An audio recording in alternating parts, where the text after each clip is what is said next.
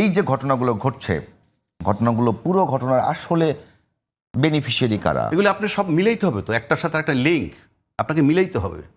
কয়দিন আগে একজন মুক্তিযোদ্ধা বলছে কি যে পতিত সরকার যাদেরকে তাড়ানো হয়েছে, মুক্তিযুদ্ধের সপক্ষের শক্তি ছিল তারা, এবং তাদেরকে সরাইছে কারা? কালো শক্তি, জামাত। বলে নাই? বলেছে। সে কি মিন করছে বুঝছেন? সে মিন করছে এই যে স্বাধীনতার পক্ষ শক্তিকে স্বাধীনতার বিপক্ষ শক্তি যে রাজাকার তারা তারাই দিছে, এটা বুঝাইতে চাইছে সে। এই এই বয়ানটা তৈরি করবার চেষ্টা চলছে 5 আগস্টের পর থেকেই। সে চলছে তো। তাহলে তারা কিরকম মুক্তিযোদ্ধা? মুক্তিযোদ্ধা যেটা রিপিট করতেছে আবার, দেশের মালিক কারা? দেশের মালিক জনগণ। সেই জনগণের উপরে যখন আপনি গুলি চালাবেন তখন মুক্তিযোদ্ধা সবার আগে সোচ্চার হওয়ার কথা। একটা মুক্তিযোদ্ধা সোচ্চার হয় নাই। আবার এই মুক্তিযোদ্ধারা কোথায় ছিল যখন জিয়াউর রহমানের মতো একজন ব্যক্তির বীর উত্তম না কি বীর প্রতীক এটাকে যখন ছিনিয়ে নেওয়া হইল, মুক্তিযোদ্ধারা কোথায় ছিল? ঘুমিয়েছিল না আয়না ঘরে ছিল? না ছিল কোথায় মুক্তিযোদ্ধাগুলা? তাদেরই তো সাথে সঙ্গী মুক্তিযোদ্ধা জিয়াউর রহমান। বরং জিয়াউর রহমান তো অনেক বড় মাপের মুক্তিযোদ্ধা। কেন জানেন? সে ছিল পাকিস্তান আর্মি, এখান থেকে রিভোল্ট করছে।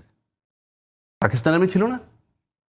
যতজন সেক্টর কমান্ডার 11 জন সব পাকিস্তান আর্মি। তারা রিভোল্ট করছে, তাদের বীর প্রতীক কাইরে নেয়। তখন লতিফ সিদ্দিকী সাহেবের মতো মুক্তিযোদ্ধা মুচকি মুচকি হাসে। কিসের মুক্তিযোদ্ধা? পক্ষান্তরে সমর্থন করছিল। কিসের মুক্তিযোদ্ধা? আপনি মুক্তিযোদ্ধা 71 মুক্তিযোদ্ধা ঠিক আছে তো, এরকম আমাদের ফ্যামিলি লাইফে তো আছে। একজন বড় ভাই এমন একটা রোল প্লে করছে, সমস্ত ছোট ভাইরা তার উপরে খুশি। 20 বছর পর এর মধ্যে বড় ভাই বিয়ে করলো, বউ হইলো, অনেক কিছু হইলো, সবার সাথে গ্যাপ হচ্ছে, অনেক ষড়যন্ত্র, অনেক কিছু। তো ওই আদিকেও ধরে রাখতে হবে। তখন আপনার যে রোল, পরবর্তীকালে 50 বছর পর আপনার সেই রোল থাকবে। রাজ্যকে আপনি যে বলতেছেন একেবারে বলেন তো। মুক্তিযোদ্ধা ঠিকই আছে, যেহেতু এই মুক্তিযোদ্ধারা দুর্নীতি 71-এর মুক্তিযোদ্ধারা যখন মানে কি 24-এর মুক্তিযোদ্ধার বুকে জড়ায় ধরে নাই, তখন আপনি বুঝতে হবে। অধ্যাপক সাইফুল ইসলাম যেটি বলছিলেন যে একেবারেই এই মুহূর্তে যদি আওয়ামী লীগ কোনো একটা প্রোগ্রাম করতে যায়, আওয়ামী লীগের ব্র্যান্ড আওয়ামী লীগাররা প্রোগ্রাম যদি করতে যায়, সেক্ষেত্রে একটা সিনকেট হওয়ার সম্ভাবনা থাকে। তো সেই ক্ষেত্রে আইন শৃঙ্খলা বাহিনীটাকে জানেন না আমি বুঝতে পারলে আপনি বিষয়টা সহজভাবে বুঝতে হবে। প্রথম আসেন, বাংলাদেশে যে সমস্ত নির্বাচনগুলো কারচুপি হয়েছে বলে আমরা বলি না? আচ্ছা, নির্বাচনে কারচুপি করে কারা এটাকে বলেন। নিঃসন্দেহে নির্বাচন কমিশনের লোকজন। নির্বাচন কমিশনের তো নিজস্ব লোক নাই, তার আন্ডারে কারা থাকে?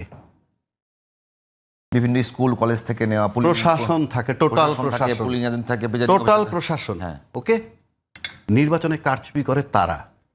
কিন্তু আপনি বলেন তো, কোনো কারচুপির জন্য আজ পর্যন্ত কোনো সরকারি কর্মচারীর কোনো কৈফিয়ত নিতে হয়েছে কিনা, কোনো কেউ দণ্ডপ্রাপ্ত হয়েছে কিনা? না। তার মানে কি? তার মানে কি? আমাদের প্রশাসন সব কিছুর ঊর্ধ্বে। কেন ঊর্ধ্বে? লিডারশিপের অভাব। এই প্রশাসনের উপরে ডিপেন্ড করে রাজনীতিবিদরা যে যখন ক্ষমতায় আসে।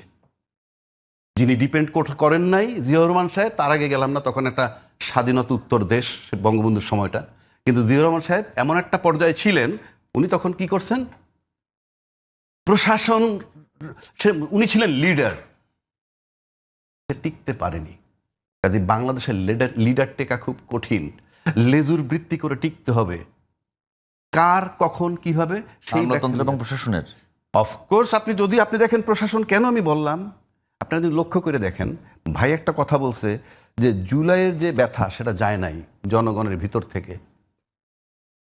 যারা দলের সাথে সম্পৃক্ত না, যে জনগণগুলো, তাদের ভিতরে জুলাই ব্যথা যায় নাই, আমি নিশ্চিত।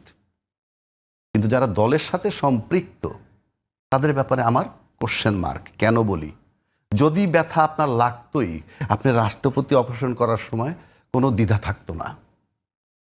যারা বিন্দুমাত্র দ্বিধা দেখাইছে যে কোনো অজুহাতে, তার মানে জুলাই চেতনা তার ভিতরে খুব বেশি কাজ করেনি। 1, 2, আজকে যদি আপনি জুলাই চেতনার কথা আবারও ধরেন, যেখানে নুররে পিটানের সময় বলছিল জুলাই ভরে দিব, এই কথাটাকে যদি আপনি চিন্তা করেন, তাহলে জুলাই বিপ্লবের পক্ষে যারা জাতীয় পার্টি, আওয়ামী লীগের দোসর, নুরুকে এইভাবে পিটানের পর রাস্তা এখন সমস্ত রাজনৈতিক দলগুলোর নামার কথা যে জাতীয় পার্টিকে নিষিদ্ধ করো। আমি কিন্তু এখন পর্যন্ত দেখছি না। Very simple, very clear. 2, এই যে এমনভাবে পিটাইলো, তাতেও কোনো বক্তব্য সরকার বাদ দেন, আপনি কথায় কথা সরকার জানেন। আমরা রাজনীতিবিদরা কেন বিবৃতি দিচ্ছে না যে এই যে আইন শৃঙ্খলা বাহিনী বেদম পেটাইলো, এই ঘটনায় এরকম পিটানোর কোনো কারণ নেই, অতিরিক্ত বল প্রয়োগ করা হয়েছে, সেটার জন্য তো রাজনীতিবিদরা বলতে পারে। তারা কি বলছেন? সরকারও কিছু করছে না। সরকার আমি কাউন্টই করি না, তার কোনো কমিটমেন্ট নাই, সরকার চলে যাবে বলে দিছে। আপনি বারবার তার উপরে চাপাইলে what is your benefit? He is out going, সে চলেই যাচ্ছে ফেব্রুয়ারিতে। না না, এই জায়গাটা, এই জায়গা সরকার রাজনৈতিক দল সবাই মিলেই তো জুলাই পক্ষ শক্তি। সেটা আপনারা বলেন, কিন্তু আমি তো জানি কেউ তারা কোঅপারেট করে না। ঠিক আছে, রাজনীতিটা নিয়ে এইটাই বলুক না, এইটাই বলুক। ইয়েস ইউনূস সাহেব, আপনি কেন বসে আছেন? কেন বসে আছেন? গেট লস্ট, আপনি চলে যান, আপনার নির্বাচন দেওয়া লাগবে না, নির্বাচন আমরা করে নিব। একটা কথার কথা বলছে সেটা, তাও তো বলেন না। আপনি এনে বসে আমি বলতে সরকার ব্যর্থ, আমি তো what is the role of the political parties? What is their role?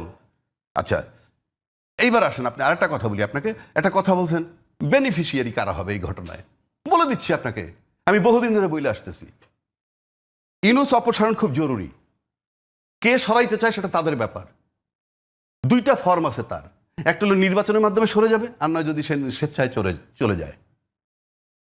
এখন নির্বাচনের মাধ্যমে সরে যায়, একটা সরকার, একটা দল ক্ষমতায় আসবে, যে আসলে পরে আওয়ামী লীগের জন্য ঝামেলা হয়। কেননা এরাও এসে 5 বছর বসবে। আইসা যদি 5 বছর বসে, আওয়ামী লীগ নিশ্চিত যে 5 বছরের মধ্যে আসতে পারতেছে না। যতই আন্দোলন করুক, মারামারি পিটাপিটি হবে প্রশাসন পক্ষে, ইত্যাদি ইত্যাদি। কিন্তু যদি কোনো কারণে এই ইস্যুতে এই জাতীয় পার্টির উপরে আজকে হামলা শুরু, জাতীয় পার্টিকে কেন্দ্র করে হামলা শুরু হইলো, জাতীয় পার্টি এখন জানলা খুলে কথা বলে, এরপর দরজা খুলে যদি সব লোক যদি ঢুকে নির্বাচন যদি মাঠে আনে, অহেতুক অযৌক্তিক আন্দোলন নিয়েও যদি নামে যে পিআর পদ্ধতি নির্বাচন চাই, একটা কথার কথা বলছি, আমি বলছি না এটা চাইবে। পিআর পদ্ধতি নির্বাচন চাইলে কিন্তু জাতীয় পার্টি অনেক সিট পাবে, if they are supported by Awami League, অনেক সিট পাবে, অ্যাটলিস্ট 30-40টা সিট পাবে। সুতরাং সে যদি কালকে পিআর পদ্ধতির কথা বলে নির্বাচন বানচাল করতে চায়, নির্বাচন না হয়, আর ইউনূস সাহেব যদি চলে যায়, বেনিফিট আওয়ামী লীগের। কেন?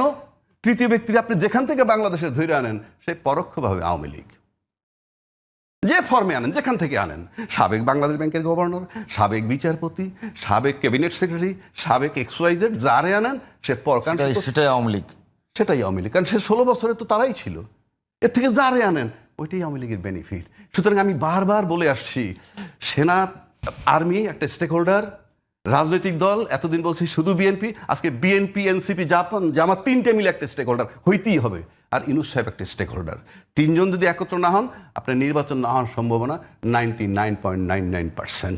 আর নির্বাচন না হইয়া ইউনূস সাহেব সরে গেলে জাতীয় পার্টি লাভ, মানে জাতীয় পার্টি কেউ না, জাতীয় পার্টি আওয়ামী লীগের, জাতীয় পার্টির আন্ডার কাভারে আছে, বি টিম জাতীয় পার্টির সামনে আছে। Very simple. এইটা যদি এখন হয়, মানে অধ্যাপক সাইফুল ইসলাম, একেবারে এখন পর্যন্ত যে দাবিটা, যে সব দলের পক্ষ থেকে তো অন্তত পক্ষে জাতীয়বাদীকে নিষিদ্ধ করবার একটা দাবি তো আসা উচিত। হ্যাঁ, অন্তত পক্ষে নিষিদ্ধ কাউকে করা, এটা তো আমি হবে কি হবে না বলি নাই, কিন্তু নামা তো উচিত, নামা উচিত। আমি নামি নেই তো না, এটা অনেক দলের অবস্থান ভিন্ন আছে। বিএনপি বলছে যে আমরা কাউকে নিষিদ্ধ করার পক্ষে না,